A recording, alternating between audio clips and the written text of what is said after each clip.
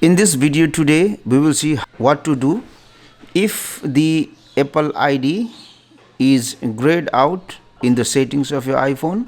Now, since you can't access this Apple ID, you won't be able to access iCloud and other features. So what you do is go to this option screen time, scroll down and go to this option content and privacy restrictions. Scroll down, and if you see there is an option here, account changes. Open it,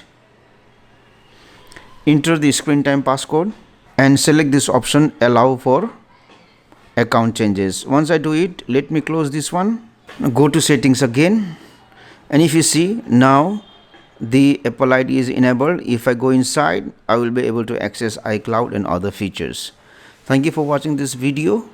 Please like and comment on the video if you found it helpful. Also click on the subscribe button and hit on the bell icon to get the notification of our latest videos for free.